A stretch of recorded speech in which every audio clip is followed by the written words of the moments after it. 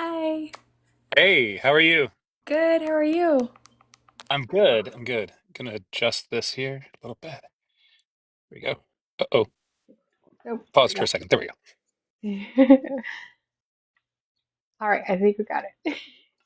Thank you so much for taking time out of your day to come and chat with us. I appreciate it. Absolutely. Thank you for inviting me. I really appreciate that. We're super Trying to get excited. my volume up here. There we go. Oh, really? Oh, I'm excited too. We've had this on Well, the books for a while now, haven't we? You've been really we busy. have, yes. I like to give That's awesome. everybody like enough time because I know you guys have signings and so much work ahead. So I'm like, if you could plan me in the future, then it's okay. And This is a great time actually. I'm in a little bit of a slow period, so it's oh, good. perfect. And Yeah. while everybody funnels in, would you mind introducing yourself and telling us a little bit about yourself? Sure. I am Grayson Owens. I'm an audiobook narrator. I work in just about every genre, but mostly in romance. And within romance, I've done just about everything. I've done dark romance and rom-coms and played anything from the mafia serial killer to, the Labrador Retriever. So I've done a little bit of everything in that field. And how did you get into narrating? Was it something you were going for college or a passion you had? No, well, I mean, I'm a professional actor, so I started Okay. off in theater, film, and television. I I went to NYU's graduate acting program, and I worked as a professional actor out of New York City for about 7 years. And then family circumstances brought me back to my hometown here in the Midwest, and started teaching. So I'm a college professor, and one of my students asked me how to get into audiobooks, and at the time I didn't really like my experience with audiobooks was that they were really kind of bland. Like this was back in the day when they kind of told narrators to not act it, that it was just supposed to be read, and that the listeners were supposed to fill in the blanks with the emotion. And so it was nothing I was really interested in, but for the students' sake I reached out to a friend of mine, Marnie Young, who runs the production company Audio Sorceress. I went to college with her, and so I asked her how to get involved in it, and she sent me some information for the student, and then just happened to ask, I remember from college you had a decent voice, like have you ever thought about doing this? And I said no, and she said, well, why don't you send me some samples? And I'm a Virgo, so that meant that I spent 2 months studying Me like too. crazy on what that meant. Yeah. Before I when's your, do you mind me asking, when's your birthday? The 30th. Oh, okay, so you're at the, oh wait, the 30th of August, Yes, so coming up soon. Saturday. Oh, well, happy birthday. Happy Thank birthday. you. Mine's on the 3rd. So yeah. Um, so anyways, I spent a lot of time like researching everything, and then I put together a little bit of a demo reel and sent it to her, and within a couple of months I was lucky enough to land a 12 book deal, doing a Why Choose Romance for Heather Long. And that was kind of my introduction to audiobooks. I literally kind of it was kind of a hobby at first. So I literally just kind of worked on that series for a year and did some projects here and there for them. But I pretty much just exclusively worked for audio sorcerers for about 2 or 3 years before I started branching out and reaching out to other companies. So Wow. And your first book was just like why choose, just thrown into the deep end. completely, I had no idea what I was getting into, and and it was a slow burn. Why choose two? Like the main characters started off as, I think it was juniors in high school. So like Heather didn't really progress their intimacy until like book three. And so like I got done with book one and I was like why? Because Marnie was warning me. She goes, "You're in romance now, so like be prepared for this." And I was like, I don't see what was wrong with this. And then I got into book two and I was like, oh, I kind of see. And then by book three, I was like, oh, okay, now I know what I'm in for. So yeah, Now by you book know. 12, it was deep. Yeah, it was really deep in.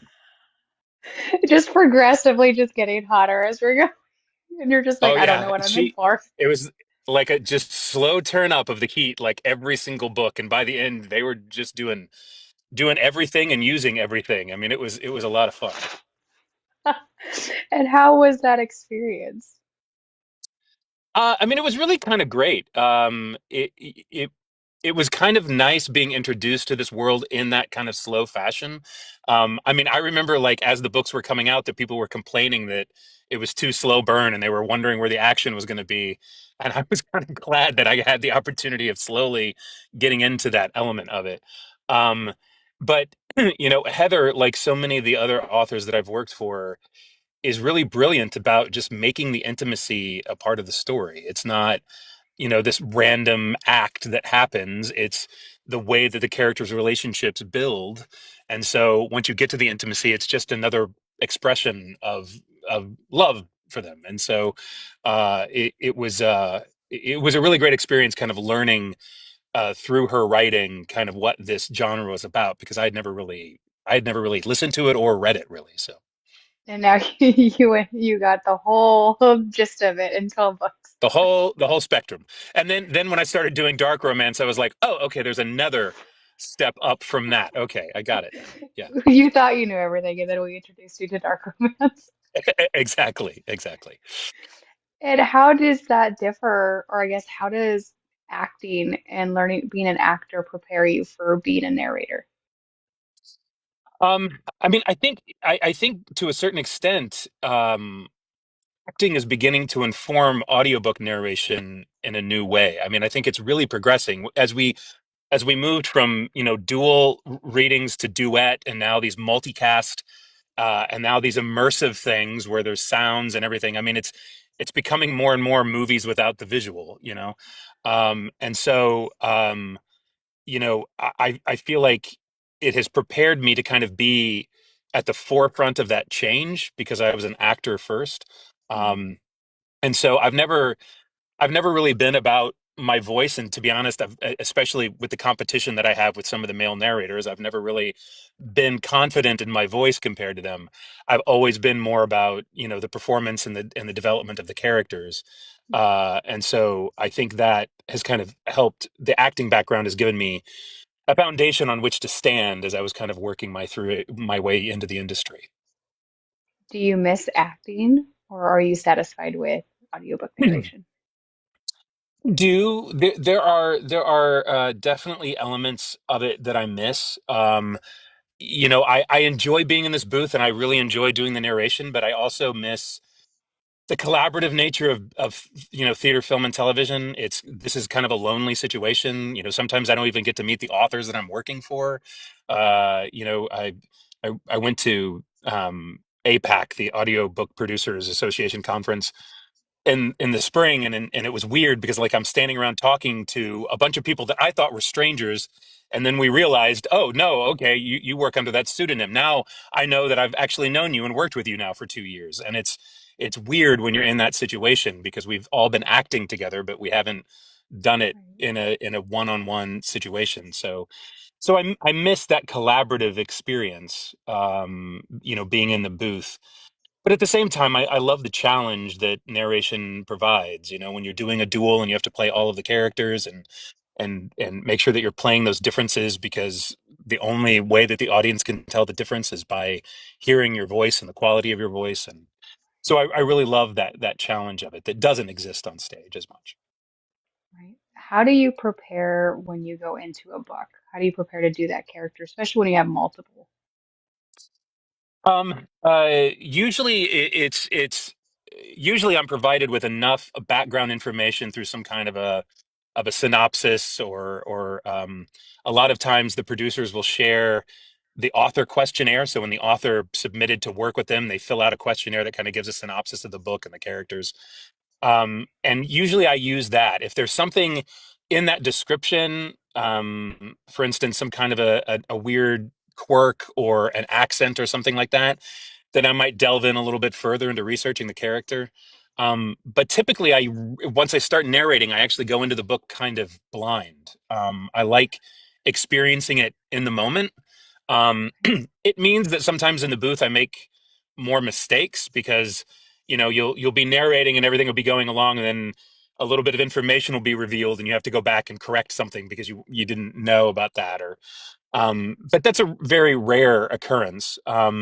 And a lot of times, I will go back and check the first couple of chapters, because once you get through the entire book, you've developed the character, and the character has kind of taken on a different life. And so sometimes you have to go back and look at the beginning of the book and just make sure that it aligns correctly. And so on some rare occasions, I'll go back and re-record some of the stuff that I did early on, just to make sure that I feel like the character has the right character arc. But I prefer to do that than to over prepare. If I over prepare, I'm too much in my head when I'm doing the reading, and I feel like you can hear that in my read. I'm always curious because I know a lot of narrators, they'll like read the whole book and then like just plan it out. But then we've talked to so many that cold read, and I'm always wondering because, when I'm reading a book for the first time, there's always those unique reactions. So I'm like, if he's reading like just the biggest plot twist ever, like, does he sit there and go, wait, hold on, and have to like process the reaction before you narrate? Yeah, sometimes, yeah, I do. And especially if it's like some kind of a big emotional moment. I talk about this a lot, that there have been several books that, like, there's some big emotional moment that happens. And because I'm kind of experiencing it both as the actor and as a regular reader as I'm going through it, those moments hit me and I start getting emotional. And I'm like, okay, but the character probably isn't going to get this emotional in this moment because they're going to be strong, or they're going to be trying to fight it, or whatever. And so I have to kind of step back and take a moment. And then there are definitely like these surprise twist moments that, like, you're in the middle of reading it and you'll go, what the hell? And then you go back and you have to kind of re-record over that because you weren't expecting that to happen. But I like that. I mean, and even if it's a dual or a duet book, and um, if I have a good synopsis, I usually won't even read my co-narrator's chapters, because my character doesn't know what's happening in their life, right? I don't know what's happening in that character's life when they're not around me. So I kind of like not knowing for sure what those situations are. I feel like having too much of an omnipresent view of the entirety of the story can begin to skew your performance. And I've always done that on stage too. Like, I don't focus too much on the things that happen off stage that my character's not aware of, because I shouldn't be aware of them. And so I like those moments of surprise in the middle of narrating. And how do you adapt to when you have to like dual narrate and you have to pick up on a co-narrator's emotion or vibe and you just gotta go right in? Because I know you guys don't record right next to each other or rarely record right next to each other. How do Right. you match their energy? Um, a lot of it is, it, when if I'm working with a co-narrator for the first time, I will listen to some of their other work. And I mean, it's not that we all can't be surprising in moments, but typically we have a certain kind of a sense of style. And so, I'll kind of get a sense of what they're going to do, and try to kind of play up to what I think, I think they're going to be reading it, as best as I can. And then there are other narrators that, I've worked with so frequently that I really do have more of a sense of the vibe that we kind of create. But it's, I say this a lot. I I don't really know that we narrators can take us, especially in a dual situation where we're not recording together. I really think that most of the credit of what you end up hearing is goes to the engineer of the book, the person who actually pieces everything together. In a dual narration, it's a little bit easier because in my chapters, it's just my voice. So I'm being able to create that drama and that build and the communication. But if it's a duet book, I don't really have any idea. And so a lot of times it really is luck in the fact that we kind of melded in that moment, but then also just the way that the engineer kind of splices it together so that it feels seamless. And there's been a couple of times that, like, I've gone back and had to re-record something because, my response to the other narrator wasn't quite what it should have been, because we read the moment a little bit differently or something. Um, and I like those moments. I mean, again, it's kind of like being in rehearsal. You get to go back and adjust Right. those things so that it's, the right performance. I always wonder how nerve-wracking that is because I guess for me, I'm always picturing like, okay, I'm gonna record it this way, but if like they don't interpret it that way, then I just like messed up this whole scene. So I'm Yeah, always I mean, curious how you guys get in that headspace. yeah, I mean, it can be nerve-wracking, but to a certain extent, I've just kind of let it go because I know that, if something needs to be adjusted, that they'll let me know and correct it. And I'm always amazed when I go back and I listen to things to listen to it, and it sounds like we were in the same room. I mean, I've only done one book where I've been live recording with my co-narrator, and that was Kiss the Villain, and that was only some scenes. We didn't do all of the book together. So, it's really interesting when you hear that final product and you realize, my gosh, we were melding and we didn't even realize that we had that copacetic thing together. And how was it when you did that, just those clips together in the same room? How was that versus, being alone in your own space? I mean, it was really great. I mean, to have somebody to really respond off of and kind of play in the moment was a lot of fun. And at the time, Stephen didn't really know a lot of the backstory because he was having to kind of record our scenes together before he went back and did some of his solo chapters. And so, like, after we got done recording together, like, he wrote to me and he was like, "Oh my gosh, I had no idea that my character did these things to you. Like, now I fully understand what was going on in those moments." Um, but it's great. I mean, when you have that very rare opportunity of being, in a live situation with each other, and you just have an engineer that, because in those times an engineer is just recording. So you're recording, and an engineer will take everything, the open record, and edit it themselves, as opposed to you having to stop and go back and fix your mistakes. You make the mistake and then you go back and repeat it to move forward. So it also doesn't have so much of a feeling of stopping and starting. So Mhm. so it's a really great. It feels more like live theater when you're doing that. Or I guess really it's more like a film because you get to do a second take together. But there is that moment of kind of being together, which is really great. That's fun. I know. I listen to so many of your works. I feel like you have just the longest catalog now. Do you have a I tally of how many you have? I think so. All titles all in. So that's me and that's Grayson, and the other name that I narrate under is just over 150 now. I think just Grayson titles is like 127, I think. Or actually, because come out just came out, I think it's now 21. I think it's 128, I think is where I'm at. So Oh, that's awesome. How do you process working for audiobooks? Like, how many do you do a week? How does that mesh with your well, real life? it's really weird because a lot of times what you're given when you're given an offer or you have an audition is that they tell you how many words the book is, right? So it's going to be 85,000 words. And so you have an idea of what that usually takes you, but it really does differ. I mean, one author's 85,000 words is different than another author's 85,000 words because the way that they write might be kind of connected to the way that I normally speak or think. And so that book will go much faster than another. So as I'm still, I mean, I've been doing this for 5 years, but I'm still kind of in the process of figuring it out.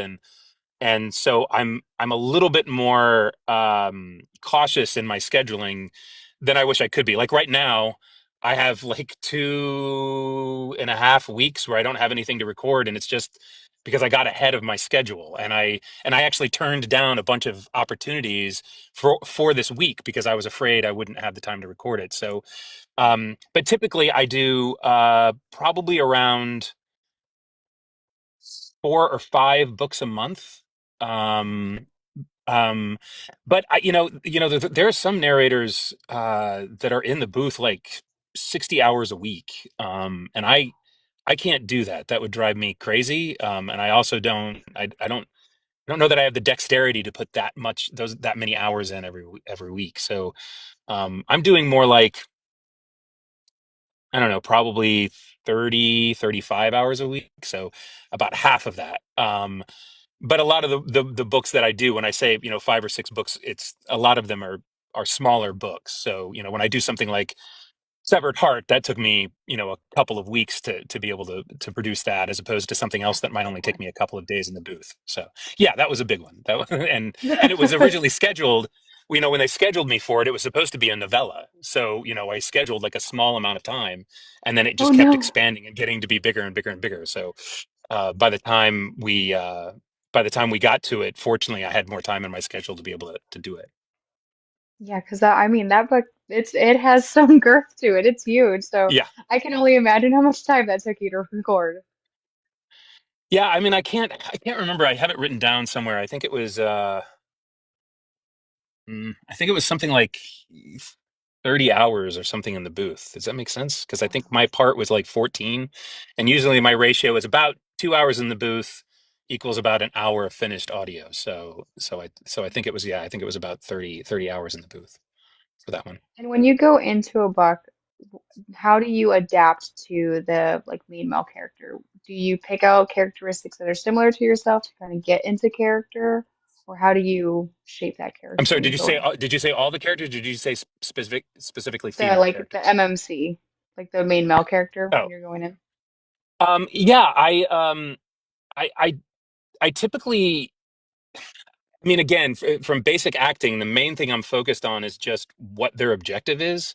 I try not to think about any kind of a quality of the voice necessarily, unless, of course, it's like an accent or something like that. That's a little bit different. But I try to approach it from the objective of the character first.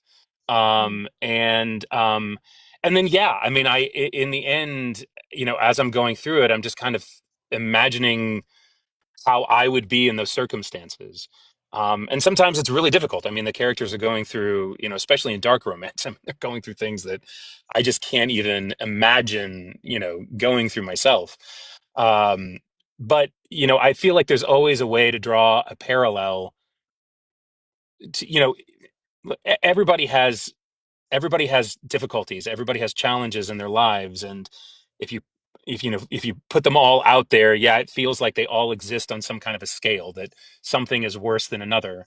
But if you've never experienced anything worse than what you're experiencing in that moment, it's the worst thing you've ever felt in your life, right? So, it's I'm always just kind of drawing that sense of a parallel. And this is the epic moment in the book, and so this is like the moment that the character's experiencing, that is the worst feeling of loss or the worst feeling of pain that they've ever had, and I just try to connect that to what my worst is, in order to kind of find my way through the character. Because I've listened to like my favorite bad decision, where you're kind of like this funny banter guy that's just in love with someone that is just completely blindsided. And then I'll listen to you in like Green Light, and you're like this mean bully character. And I'm like, how can he flip the switch from like this super fun golden retriever to just like the meanest person possible? And Yeah, I mean, and I you think that fit that personality. Like I listened to it and I'm like, yeah, that's how he would sound. I think, I am closer to the golden retrievers than the other guys.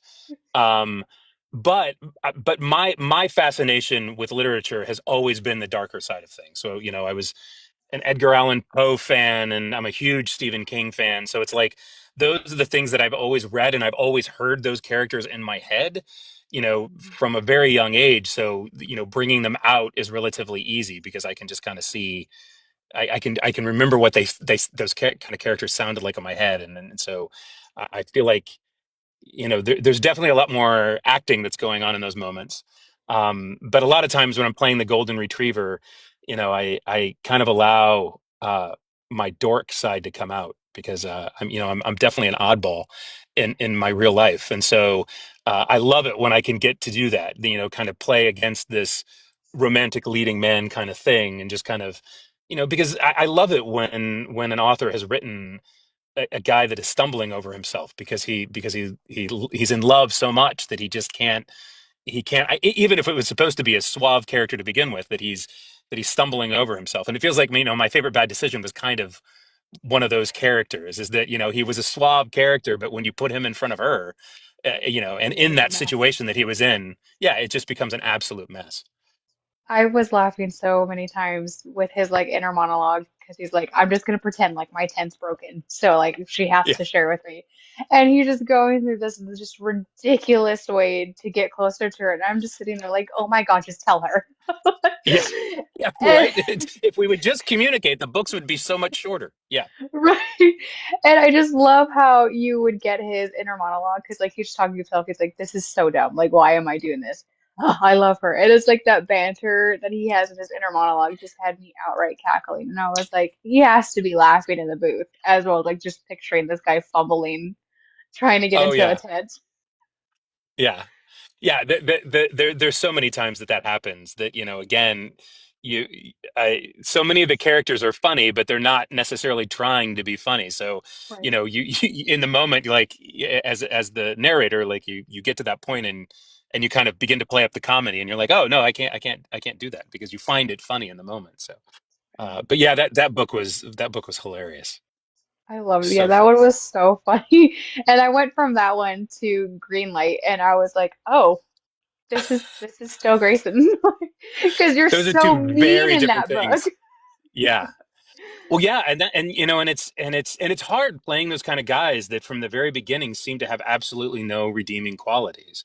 And sometimes it's even like, the smaller male character in the book is that way. That the kind of antithesis to the main character that is this kind of, asshole and but again, when you stop and you just kind of try to focus on what those characters are wanting, in Greenlight, he's wanting revenge. He felt like he was, in that's easy to connect to. I mean, he felt like that she had taken advantage of him, and so he develops this plan to throw it back on her.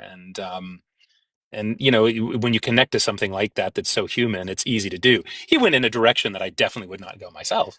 Right. But you can kind of understand that those simple human emotions of jealousy and envy and rage and lust. And I mean, we've all experienced them in some way. And then you went from that to like perfect fit by Sadie Kincaid when it's just like all spice. Yes.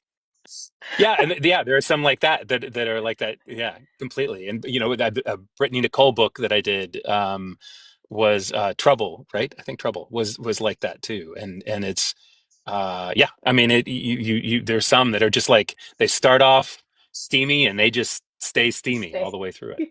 Yeah. I always wonder how you guys keep a straight face recording those like type of spicy scenes because I'm like some things that they do are like they're cringy but funny at the same time. So I'm always like, is he reading this and be like, did they really make me say this? Yeah, I mean, sometimes again, sometimes you're kind of in the moment and it just kind of flows. I always kind of joke around with Kayla Gross, who I've done a lot of titles for, that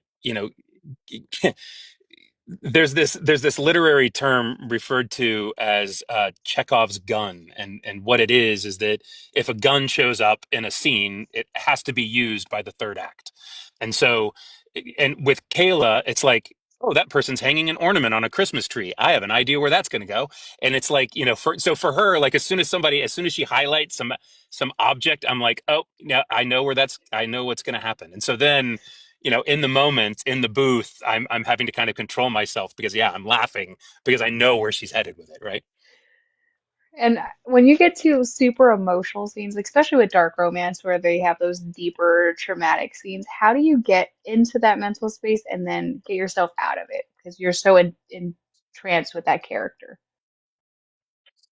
I do feel like, again, reading it cold helps me get into it because there's no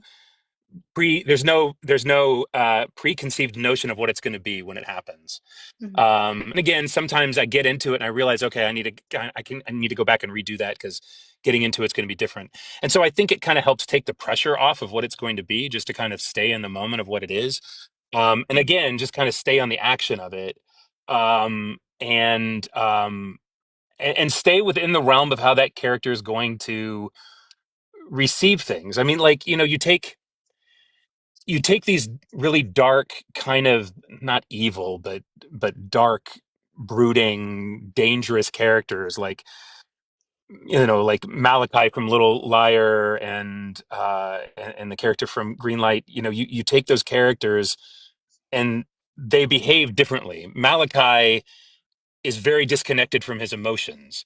So, his experience in it is going to be quite different. He's not he's not emotional. Like he's doing things because he has these wants and these needs and these desires, but he's not necessarily feeling it as he goes. Whereas with Greenlight, he is. I mean, again, it's all revenge based. So there's this constant sense of emotion and hurt that's underneath everything.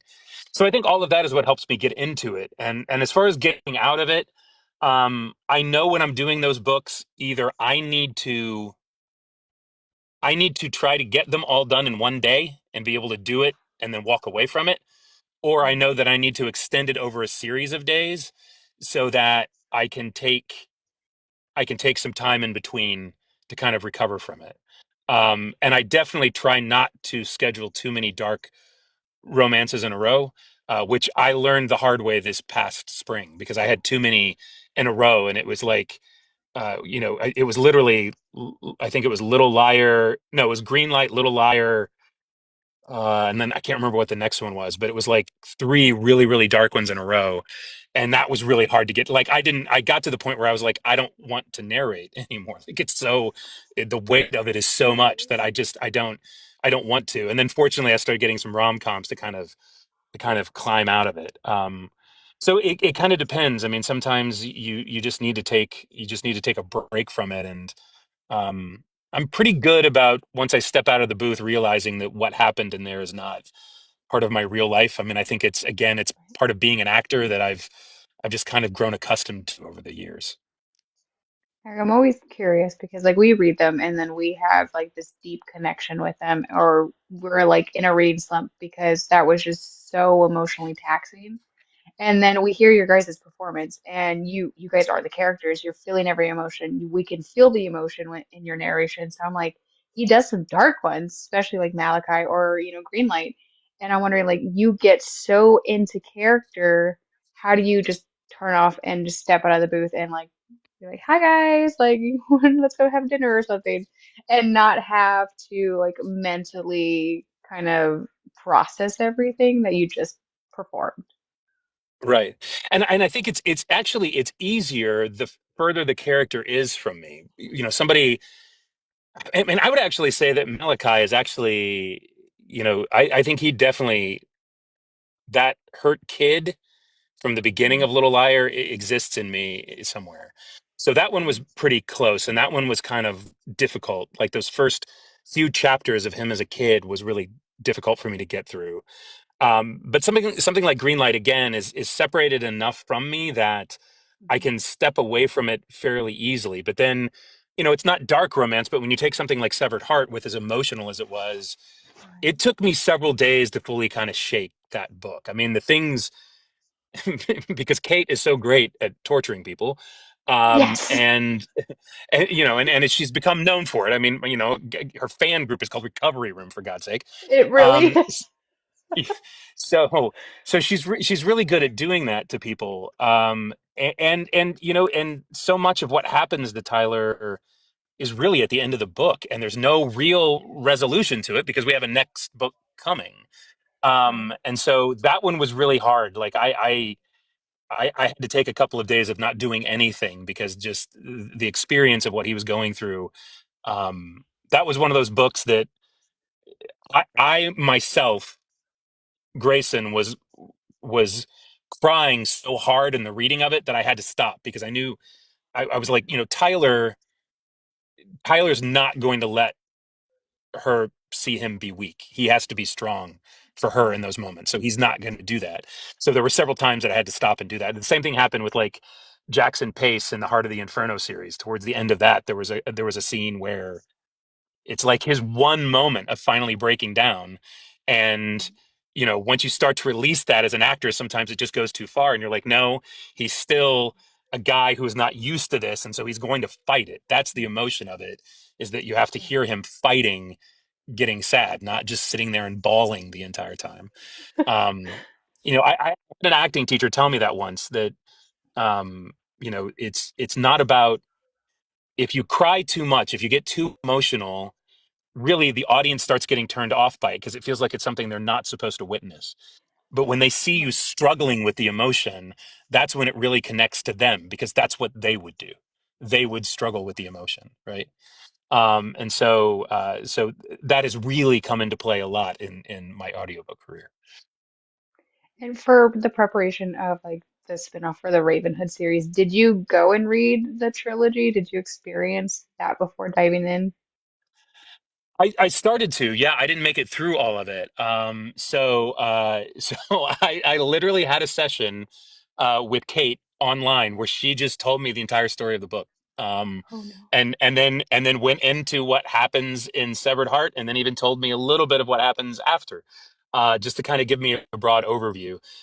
I got all the way through Flock, and I got a little bit into Exodus, and the rest of it I was just reading, synopses in order to try to fully understand. Again, though, I felt like, and I don't know how Kate really felt, but I said, again, Tyler is not in those books. He's there, but he's always kind Mhm. of in the periphery, and Right. I don't want to know too much because that's one of the things I loved about Severed Heart is that you get to see all of these moments that existed in the other books, Right. but he doesn't know what is going on between Celia and Dom. Like he Right. just knows those climactic moments that he was there for. So there were definitely moments that I had to go back, like as it was happening. I would need to go back and research and either ask Kate or some of the fans that I know that know the books well. Um, and I know that there are definitely, like, for the fans, those people who know every single detail of what's happening. I know that even I, as the narrator, didn't even catch those nuanced moments. But I felt like I had enough of a grasp of it to really be able to tell Tyler's story. If the other guys had been more of a part of the book, I Mhm. probably would have gone back and spent more time reading the other ones. And I'm in the process of continuing through them now in order to be prepared for birds. So, Good um, luck. yeah, yeah, I was just curious because, I mean, like you said, Kate's very well known for just torturing the readers and just making us sob. So I'm like, you're going in into the spinoff book. Did you get heartbroken and shredded to pieces beforehand? Or were you just kind of so like, hey, I kind of hurt everybody's feelings and you're kind of just jumping in? no, fortunately, I did not have my heart shredded ahead of time. And I'm kind of glad because, again, it was nice. It was nice having that, to have my first full experience of Kate's work through Severed Heart. And again, I haven't read all of them, and I told Kate this, I just feel like what she did with Severed Heart is like literature, literary quality. Like the love story that she told is so elevated. It's not talking down on anything else. I'm just saying there's a quality to it that just feels elevated in what it is, and I'm glad that that was kind of the first experience that I had. And it makes me enjoy, as I'm going through the previous books, it makes me enjoy them kind of even more in that way.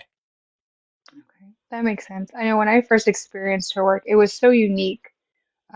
It was like a unique adventure. So when I went into your narration, I was like already with my box of tissues because I was like, I know I'm gonna get my heart broken. And you just adapted to his character so well that I was like, yeah, he's gonna hurt my feelings. Like Thank you. he's gonna hurt my feelings. I'm gonna feel this a little too hard. Yeah, I got a lot of hateful messages from people. Which is good. It's kind of what you want in a way, in a sick way. It's kind of what you want is for, Therapy feel. Here you yeah, go. therapy. Yeah, here's your therapy. No, I always forwarded those to Kate. That's Kate's fault, not mine. You participated in our heartbreak by doing the character. So we split the bill. Is there a genre that you haven't done that you want to dive into? Um, I have not done uh, a historical fiction one yet. Okay. Um, I've had some books that have that are like a period piece, but I haven't ever Mhm. really done like a historical. So something like a TJ London book or something like that. Like I've always wanted to do those because I have a I'm not necessarily a history buff. Like I don't know a lot about history, but I love reading nonfiction books. So something that kind of borders on that and has that historical fiction quality to it, I would really love to do. I think that's the only thing really that I haven't done yet that I would really like to do. Is there a book that ever surprised you with an aspect of it? Were you ever thrown off like in a fantasy or like a monster book? Um, I mean, definitely. Um, there almost every book that I've done, there's been some kind of a an unexpected twist in it. I'm trying to think if there's one that really, really went in a direction I was not um expecting it to. I know so Come Out that I just did, Alexia Onyx. Um I had never done like a paranormal. I've never played a ghost before, and so like I was really curious when I realized that that's where the story was going. I really didn't know how this was going to happen. Like there was a part of me that was like, "How does this play out?" And so I was really intrigued as I was working through that book, finding the way that she developed that story and that relationship between the two characters. I really, really loved that. That was probably the most recent one that surprised me. Um, feel like there was one recently that really I did one recently that was not a romance. Um it's by a new author named Nick Campbell, and it's called Call Me Crazy.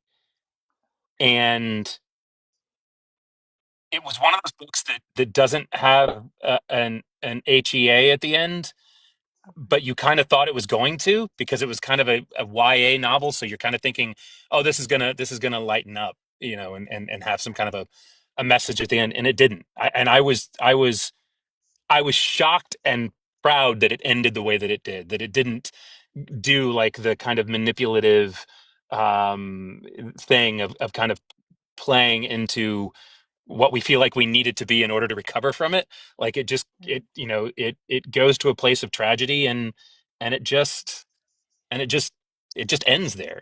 I mean it, and there's going to be more books coming up that complete the story, uh but I that was another one. I think a lot of times when authors do that, when they kind of go against what I know a lot of the listeners want with those HEAs and no Yep. cliffhangers and all those kind of things. I love it when the authors play with that and they don't shy away from it, because that's real life. I mean, it's Yeah. we don't instantly get our happily ever afters. We have to kind of work for them or find them later on. So How do you how do you prepare for accents? Because I know you do a lot of accents. How do you prepare and how do you perfect an accent before going into a book? I've had a lot of training at NYU, and I try I try to be as subtle with it as possible. I feel like that's the best approach to it. I kind of messed that up initially with Severed Heart, actually, with the French accent. I went a little too far with it, and I had to go back and kind of correct that, because that accent is harder for me to do for some reason. So I kind of rely on that, and I have I have CDs from when I was at NYU. I have a CD of like all of the major dialects. So it kind of and a workbook. So it actually takes me through all the vowel changes and stuff like that. So when I have one that I really struggle with, like I always tell the story that I did a book that was a South African male character and an Australian female character. And those two accents are so close together. They have a lot of the same vowel changes and slight differences that book was really, really complicated. So literally in the booth, I had two big posters up that had all of the changes that I needed to remember so that I could relate back to them. So there are some dialects that are harder for me to do. And it's always hard for me too, like if which happens a lot, that if there's a Scottish character and an Irish character talking to each other, those are also two similar enough dialects that I have problems going back and forth between them. So I'm always so impressed when I get to a book and you guys also like just whip out accents. And I'm like, not only are you performing the character, but now you're just like changing your whole voice just to adapt to it. So I'm always curious because I know you have like a long range of accents that you kind of collected over time. So I'm like, how does he just keep that all in his brain? Like, oh, this is my French one. Oh, this is my Russian one. Oh, this is my, I'm like, does he have like sound clips of like, this is how I did it this time? Because I'm always just so curious how you guys do that. well, and I often tell the story that I'm always joking around with my kids. I'm always talking in an accent of some sort. So like I'm always like it's so much so that my son pranked me once by changing my Siri to a Scottish to an Irish guy. So it wasn't until I was in my car and I was asking for directions or something like that, and it started talking to me in this Irish brogue that I even realized he did it. And he was like, "So now you have to talk to him in Irish every single time that you talk to him." And it's just because I do that all the time, and I don't know why. I don't. I said in an interview once, I don't know how frequently I actually talk in my own voice, because I've always kind of talked in accents and different voices and everything for most of my life. So Always, those are so fun because I'm like, are you the type of person that always kind of did impressions as a kid and that just kind of like gravitated over time into like perfecting accents and sounding like people? Or are you just like the goofy person that just like picks it up instantly? yeah, the answer to that is yes, both. Okay, that makes sense. Yeah. It's impressive though to be able to just hold that in your brain bank and be able to just whip out any character with any accent. So applause to you 'cause I couldn't do that. Oh, thank you, thank you, thank you. Yeah, it. I mean, it's fun. I just find it fun. My wife finds it annoying, but I find it fun. So And how do you do a female voice? Because I know those are really fun for us to listen to when you have to do the male and female voice. I'm very self-conscious about it. I'm self-conscious about it because I do worry about the way that I sound. I'm also self-conscious about it because I take it very seriously. I know that it's an honor to be able to do it. And you know the just a few years ago, the way that doing that was taught was, and I think I think Corvin said this in an interview recently where somebody had asked him this question, and he said that an acting teacher or a coach or something like that had once told him, well, do your voice and then remove this aspect. And Corvin's response was, no, I'm not going to remove anything. I don't become a female voice by removing anything. Like that's not the way Right. that it is. And he's absolutely right about that. It's not about taking away. It's about creating a lightness to my voice. I think that there are certain stereotypical, again, so it's not like it's a set thing for every single female character, but typically women tend to lift at the end of sentences and men tend to press down on them. Um, and so, like, as if men always know that they're right, so everything always lands. And women are always willing to have a conversation move forward. So there's always kind of that sense of a lift to it. And again, it doesn't mean that at some point that it might not land to hit it. But I try to make those kind of like technical changes to it in order to do that.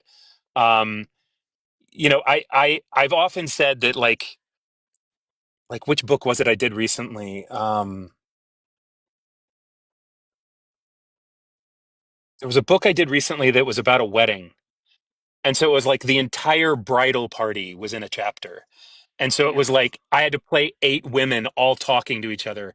And I was horrible at it. Like I felt horrible at it because I didn't have enough variety in my voice to do what I wanted to do with it. And they were all American. So like sometimes again, if you can like throw an accent in there, oh, I'm gonna make one of them Irish all of a sudden. Like that helps because you can differentiate them in that way. But I didn't have that opportunity. And so sometimes I get very self-conscious when I have too many women talking at once because I'm afraid I'm not going to be able to differentiate them enough. Um, but I take it very seriously. So, I've been commended on it before, and I hope that people, because I enjoy doing duels instead of duets. Yeah. I enjoy taking on those roles and the challenge of doing that. So I'm hoping that that people enjoy it. But I'm always very self conscious about it. Well, now I need that book because I want to hear this conversation. I'll have to read. I think it was I think it was the Luis book, Hero Vegas equal Hero plus Vegas equals. I'll have to look it up. I can't remember what the title of it is now. I'm blanking on it. It was a Luis Bay book, I think. I think that was the one. I think that was the one that they're in Vegas, and so it's like her entire or all of her friend group is there. They get married on a whim, I think, but I think her entire Oh, friend the group is there. So promises there's we like, break. oh, Promises We Break did too. Promises We Break did too. That wasn't the one I was initially thinking of, but yes, that one had also, I think, 7 women in a bridal party. Yeah, yeah, that was another one. And when you do voice multiple characters, do you record like one character all the way through and then go back and record the second character, or are you doing all the characters at once? I'm literally having a conversation with myself as all of the different characters. And so I will keep a separate voice file that is just the characters. And so, there are sometimes, and even sometimes with like I just got done doing a series, the Veterans of Valhalla series, um, and it was about like 12 Marines living on this in this community together, and there were scenes where all 12 of them were together, and it's like keeping those voices separate in one conversation is really, really difficult. So sometimes like a scene like that, I'll have to keep stopping and then going back and listening to the voice to make sure that I get it right, and then starting again. But I can usually handle a scene with like 5 or 6 different characters pretty smoothly. If it gets too much more than that, then I start having issues trying to keep everybody straight. I'm always curious because like I'm listening to you have like the full-blown conversation, but I'm like, is he just like turning in his chair pretending to be the other person? Like, how do Say you no, do that? yeah, yeah, back and forth. No, no, no, no. It's not. Now I will say though, sometimes there's a dip. I do, in order to kind of help me keep it straight. There are sometimes different like body positions that I do, like the way that I hold my head or the way that they sit in the chair. Like there are things like that that I will do that will help me kind of find that. I feel like finding a sense of physicality for a lot of things kind of helps you in the moment, keep track of those things. So yeah, I would imagine that anybody standing outside my booth and looking in the window would probably find it extremely funny. And there have been several times that like I've looked outside and my daughter is standing there going, "What are you doing?" Yeah. And does any of your family recognize your voices when they're picking up books and tell you about it? Um, Everybody in my family knows to avoid Grayson Owens books. They don't want to hear me doing this stuff. And even my wife has yet to listen to one of my books yet because it's, Really? I mean, there have been moments that I've played things for her, but she's never listened to an entire book yet, because I think she finds it weird, which I don't blame her. I mean, it is kind of weird. And there have been times when some of my students have found me on social media and stuff like that, and I have to deal with that as well. But I will say that a lot of the students, when they come across it, what has happened to them is that it has come up on their feed because through some sense of the algorithm, Grayson seems to find them through their socials, and they'll listen to it and not realize it's me until after. Like they'll hear the voice and they'll go, "God, that sounds familiar." And then they'll look down and go, "Oh my." And so like next day they're like, "So look what I found." Yeah, that happens a lot.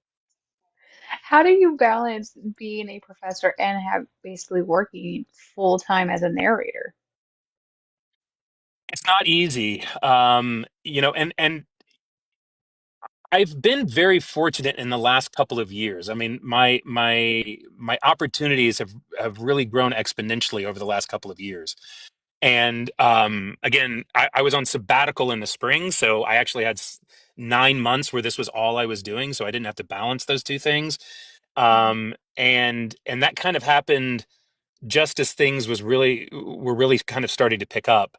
But now that I'm at the level that I'm at, and I'm back in the classroom, I I go and I teach, and then as soon as I'm out of the classroom, I rush home and get into the booth.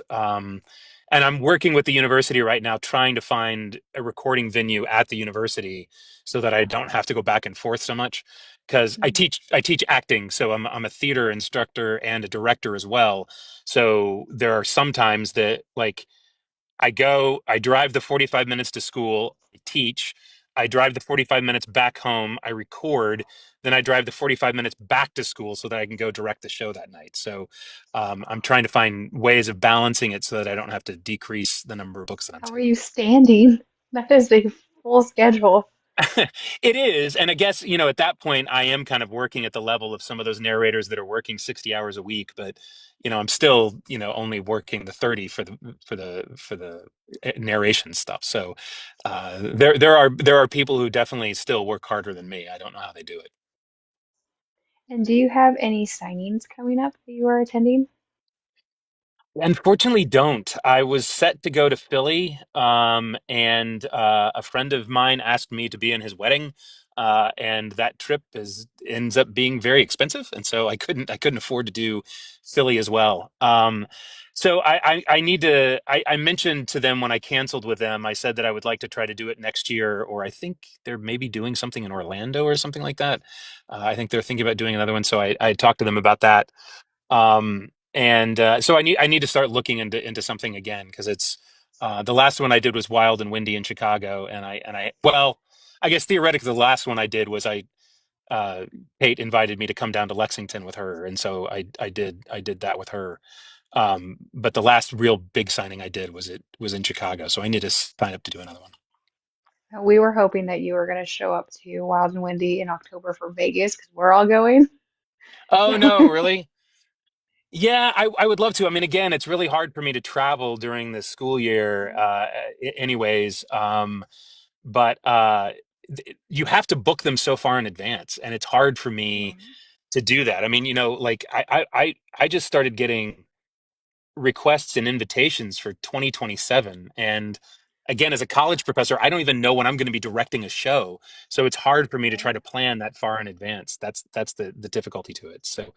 Um, so yeah, I'll try to remember to do that next time. Do you guys go to that one frequently, or? This is going to be our first time ever, like meeting up as a book club. We have only met Oh, virtually, so this is going to be our first like in-person get together. okay. How many are in your group? About 8 to 9, yeah. Oh, cool. So we're Cool. just a That's great. small little book club, but we just like talking to authors or narrators that we just fall in love with and finding out like the human behind the art. That's what we like to find out. Well, and I love all of these little communities that have found each other, and that kind of pull together to experience this, the romance world together. I think it's really fantastic that people have these kind of safe zones that they can go into and experience these things together. It's really great. And I was going to ask, would you mind if I did invite book club in here and we also like to get a picture with us all together with our guests, if that's okay with Oh, you? sure. Yeah, yeah, absolutely. I know we have so many fans. We have been binging your work for a while. Oh, dear God, I'm sorry.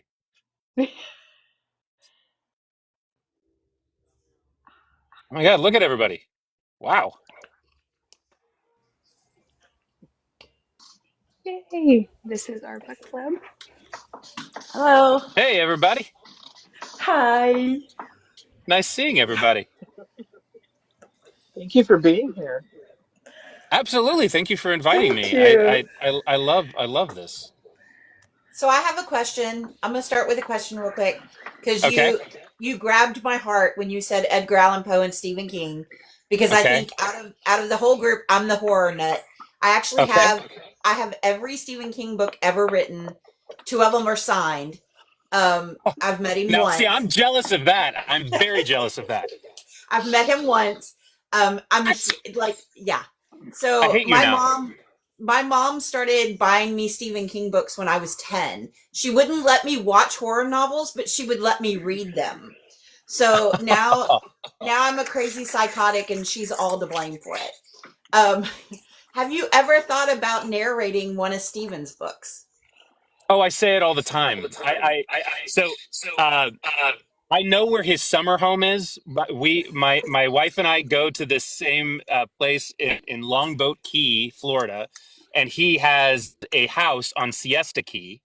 Yep. And there's a like a Sam's Club or a Costco like not too far away, and I feel like Steven is a Costco kind of guy. Like I feel like Yes. he would go and shop at Costco. So I've often thought about just going and hanging out until I see him, and then like stalking him like one of his characters and begging to be in one of his books.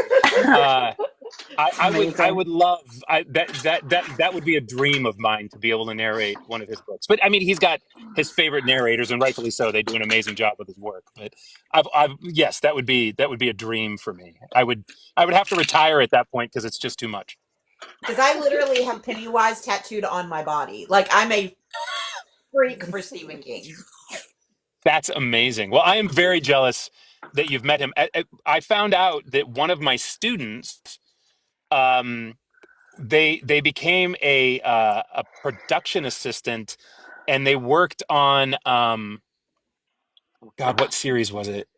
I can't remember the name of the series now, but they worked on one of the series, and they got to meet him, and they knew that I loved him so much, so they sent me a picture of them with him. Made me very angry. Just teasing you at that point. Yep, Right? it's I very I took cool. an English I took an English class in college that was all Stephen King books. Like they literally taught a literature class on Stephen King as a composition 101 freshman college class. love that. Well, and you know what? He deserves that too. I mean, you take a book like The Talisman, which I think is like a modern day, Tom Sawyer or Huck Finn. I mean, it's such a beautiful book. My favorite one is Bag of Bones, actually, which is a little known book of his, and it's just because it's a gothic love story that really tugs at my heartstrings. Yeah, I mean, I think it makes sense to me that somebody would do a class off of that, and I would kill to take that class. Has anybody ever told you that you resemble Liam DeCosimo? No, who's that? He's a narrator and a voice actor. Oh, no, no. Yeah, you do kinda. His Okay. beard's a little bit more full, but yeah, you do. You when I first dropped in tonight, I was like, Liam DeCosimo. I thought today was Grayson. How did they? And I was like, wait, that is Grayson. I just stole his face for this. Oh, okay, okay. That Oh, makes I sense. like yours better, but it's okay. Oh, thank you. Thank you. Thank you very much. All right. Anybody else have questions, or do we want to Something. do the picture? Yeah, please. Khaleesi. First of all, thank you so much for bringing those books to life. Honestly, you're It's my doing a pleasure. great. It's it's wonderful, and because of you, we feel each chapter. It's like we're living through those books. We're living Thank those you. books, and each character sticks with us. So my question: you made a lot of tropes, like a lot of books, from white shoes to dark romance to yeah, contemporary romance and all of that. So which character sticks with you? Like it touched you deep, and you So cannot pick it out of your mind. I know who she Not thinks you author, want. not I book, know who she wants you to say. character. You know who? I Oh, know. now I got to figure out which Don't one no she no no wants no. me to say. Don't be swayed. Be real. Don't No, be I'm not. swayed. I'm not gonna say No, anything, Yeah, but I I know who don't please, she want wants. him please. to be I don't want him to be You know me, swayed Wendy. because we know what she wants to hear. Yeah. Uh, so I have to admit, this question always gets my haunches up because it's very difficult. I mean, it's literally like asking me to pick which of my kids is the favorite, right? I just I know. can't because each I should have one, said that. and this goes back even to when I was doing stage work and everything else. Like each one of those characters is some aspect of me, and so it's really difficult to pick only one that has stuck with me because they all have. So when it's that specific question about which one has stuck with me, all of them have. I will say that definitely Tyler Jennings is one that has stuck with me quite a bit. I don't think there's any question about that. Uh, Malachi has stuck with me quite a bit. Oh Um, my gosh. Jackson Pace has stuck with me quite a bit. I mean, especially because that was my first big thing, and so everybody thinks of me as Jackson Pace. Um, I think of you as Xander. Okay, well, and a lot of people that's where they go back to. Yeah, I think a lot of people connect me to Xander first, but it's really hard for me to Well, pick just yeah. one. Which one was I supposed to pick?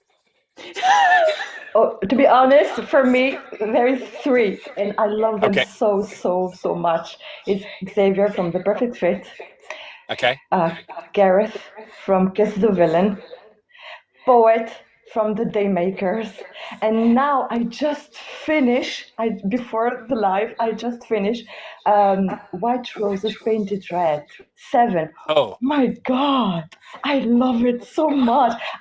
Please tell me you're recording the second book soon, please. I think I can say we're not. It's delayed right now, but yes, it's coming, but it's delayed right now. Yeah. It's awesome. Yeah, I mean, you did name a lot of the characters that a lot of people, recognize me and connect me with. So yeah, Yeah. She's very Well, Wait, thank wait, you passionate wait, so you about much you for got doing Xander. close such to a her great answer. job. Yeah, you got close to her. Yeah, a little bit. Are we ready for our picture? Well, no. Yeah, All right. sure. Yes, Ready? yes, we are ready. On the count of three. Hopefully, I don't turn it off. All right. One, two, three. I think I did it. Okay. Yay! Good. No Marissa tonight?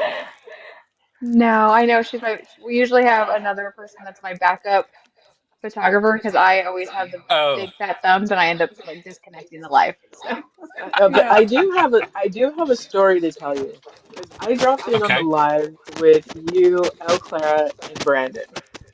Anytime I see Uh-huh. Brandon. Brandon is live, I'm just gonna drop in.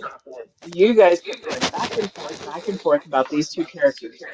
After the live was over, I got the book and did not go to sleep until I finished it. The Unexpected Match. Really? I kid you not. I kid you not. And I told What did Brandon, you she rate it, goes, Wendy? What did you rate it? I actually gave it a 5. Ooh, Wendy's stingy with Ooh. those Yeah, fives. I did. Wendy is very stingy with her she's fives. very Very Yeah, stingy with stingy. you fives. can Well, get then a I'm very touched. 4.25, you know. That's why I'm afraid to read. I listen to Green Light. I've read it. I'm afraid to listen to it because I know it's gonna like kick me in the gut, and I'm like then I'm gonna think about it for 3 days before I even write my review or rate it because I don't know. Wendy, it's good. It's good. I It's so highly good. recommend I it. He know even it's liked my gonna be. review. I've already read. He even liked my Jesse review. Hall is my girl. Jesse Hall is my girl. Oh, I'm still in the we had middle so of much it. fun My at Wild girl and Windy. too.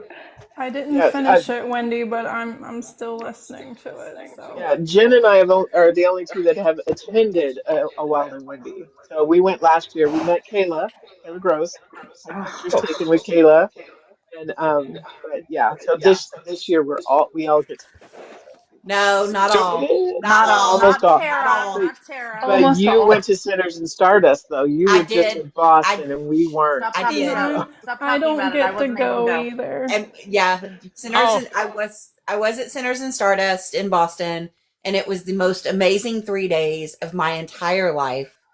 And that's great. I probably bought, I think right now the last count was 135 books is what I brought Holy home from crap, Sinners and Tara. Stardust. Yeah, I'm Oh my not done Wow. God. unpacking. I'm not done Oh, unpacking. And I only bought one book that I already had. So all of these are brand new books. oh You're gonna no. need a new library. I But know. That I wanted to personally thank you so much for coming on. I know you're usually super busy, so being able to no. schedule us and This even is just great. joining our little book club to talk to us, we greatly appreciate it. We're Thank you so giant I'm much. so fans of honored that you yours. asked. I really am. And thank you guys for Yeah, listening. It means so absolutely. much to get to meet people who are listening to the work. Since I don't, again, it's the thing I miss about not being on stage is getting that immediate reaction from an audience, and even getting to see people's reviews and stuff on socials is great, but it's still not a direct interaction. So these mean so much to me when I have an opportunity to meet all of you. So thank you. You know, That's it's so great kind. when in the middle of the book we stop the book to text our facial reactions to each other. Exactly. And Oh, the, it's like bad. It's Christina, like bad. one book, Absolutely. Christina's like mid brushing her teeth, going, "Oh my Going, god!" what? So like And then mid, that was the perfect I am fit. very That was the famous for perfect our fit. book She's club. like, Yeah, Yeah. The perfect fit got And me. you know it's good. yeah. And you know I it's will good send when we pictures Or of we me or stop at crying the if Christina you mid of want the to book talk. or Christina just to recommend rewashes it the to our dishes. friends. Yeah, when Washing Christina dishes. rewashes the dishes because she doesn't want to stop listening. So Like Okay, she'll but every chapter 20 rewash minutes. the 70 same of the dish perfect over and fit. over. You're not wrong. Yeah, Okay. somebody once did thank me for helping them get housework done. So that was really nice. 100%. My you spoons have never absolutely been do. cleaner. Hmm. Whenever I I have have to the clean a I have a child's whole bedroom. I have the whole Kate series, the Ravenhood. I have never heard it. I have not read it. These girls are like, get it done. I have 4 days Yeah. off starting tonight.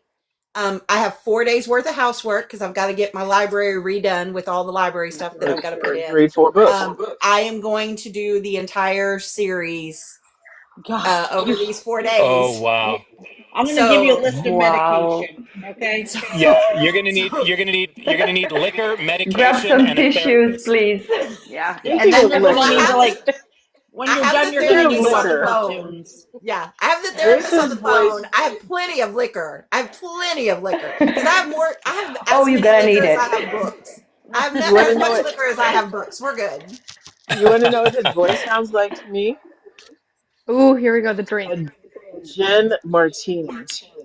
A Jen Ooh. Martini. That is Grayson. A Jen Martini. Just kind of Ooh, I like that. I'll soothes I take the like it. that soul. Okay. smooth. Yeah, I like that. I very Good. rarely stray from whiskey, but you did it. You did it, Yeah, Grayson. So congratulations. You know Thank you you. made it Maybe when a she gives you a vodka drink. martini. yeah. Yeah, that's big praise right there. Yeah, That's vodka her love martini. language. Yes. Yes, that's exactly it. But we appreciate you coming out and talking to us. We look forward to listening to more of your work. You are one of our Thank favorite you. narrators, so thank you Yep, so much for chatting with absolutely. us. Thank you, guys. Thank And Absolutely. you. we are so excited to just stalk your pages for more work. Yeah. Again, thank you so much for bringing me on. And anytime, I would love to join you guys again sometime. So We got to Well, have him thank and you so Brandon. much. Thank you so much. I'd like to You have you made come our with night. Kayla, Oh, Kayla, Sid? yes. Kayla Kayla, Gross. yes. Yeah. She was here just a minute ago, I think, Yep, wasn't she? She was. I'm a Yeah. We huge didn't beg fast fan. enough for her to get. MJ Bradshear was in here too earlier. Yes, Oh, really? I Okay. saw Yeah, that yeah, too. yeah. Yeah, I I'm love so her. bad at keeping I love track her of like the books. people that are talking, but yeah. I love her work. I've read all her books. She's amazing. Yeah, Oh, wow, that's absolutely. We'll awesome. That definitely was have to have you back once we binge more of your works. Anytime. Anytime. Thank you so much, and I hope you have Thank a you. wonderful rest of your night.